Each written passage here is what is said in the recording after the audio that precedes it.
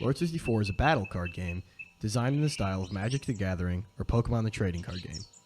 It can be played with 2 or more players, and all that is required is a standard 52 card deck, including the 2 jokers that usually come in every box. Every player involved in the game starts with 100 health points. When a player's health points reach 0, they are out of the game. The game ends when there is only 1 player left remaining.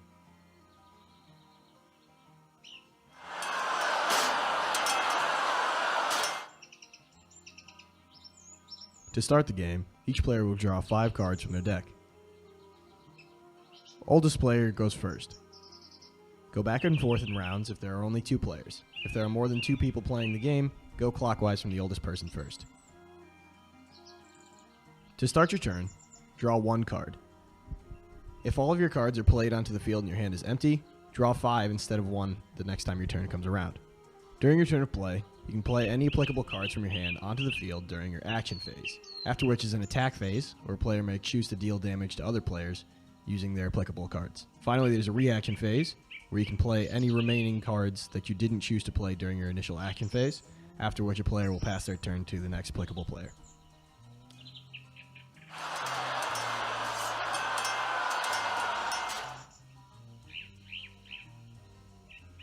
A standard card to play onto the field would be any number card between 2 and 10 of any suit, or any face card, King, Queen, or Jack.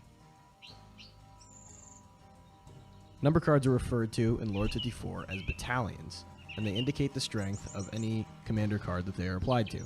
Commander cards, in suit, are any face card, and they lead battalions into combat encounters during the battle phase.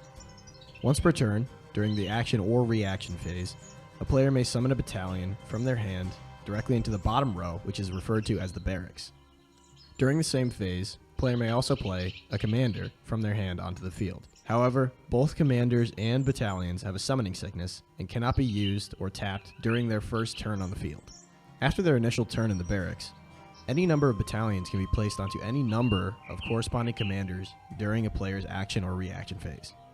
Please note that battalions only answer to commanders of the same suit. For example, when moving a battalion out of the barracks and onto a commander, in this instance a 7 of spades, that battalion can only be placed onto a commander of the spade suit and not any other. Moving a battalion card onto a commander is a permanent action, and it cannot be removed from that commander unless it is destroyed and sent to the graveyard. There are 3 types of commander cards: kings, queens, and jacks. These commanders will engage other players during the battle phase when battalions are applied to them, with effects as follows: kings defend, sitting in the back row, protecting their player from oncoming attacks from other players, and jacks are in the front row. They are your offensive units and will do attacks that you send out to other players. Queens sit in the middle row. They can do offense and defense at the player's discretion. Commander cards may only attack or defend when they have battalion cards applied to them. A commander may have as many battalion cards applied to them as their player's discretion. However, once again, this is a permanent action. Please keep a keen eye on how you're rationing out your battalions between your commander cards. Think about good strategies for how to evenly bolster your forces.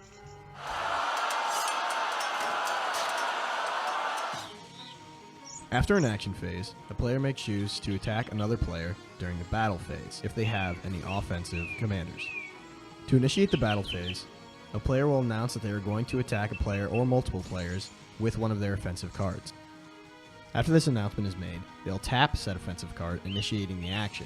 Once a card is tapped, it cannot be used again until that player's turn comes around once again, and it will be untapped at the beginning of their draw phase. If no action is taken in response, the player being attacked will simply have the total of the commander being thrown at them removed from their health pool.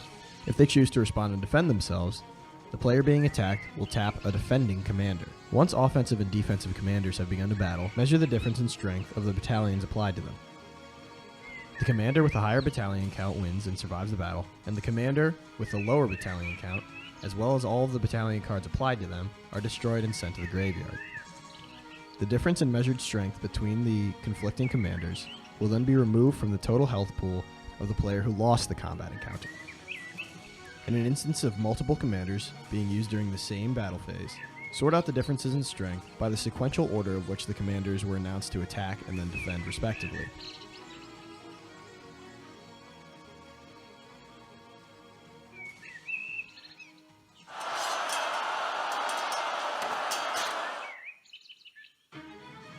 Here's where the real fun of the game begins.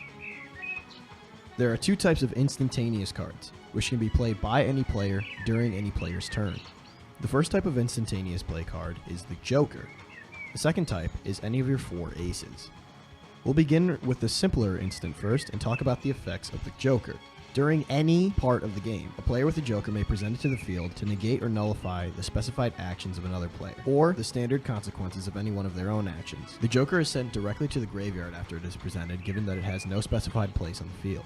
In Lords 54, an ace card is referred to as a space, given that it is not a numerical value to be placed onto your commanders, but instead indicates a specified field effect for commanders of a similar suit. When an ace card is presented to the field, it will go into the space column above the draw pile.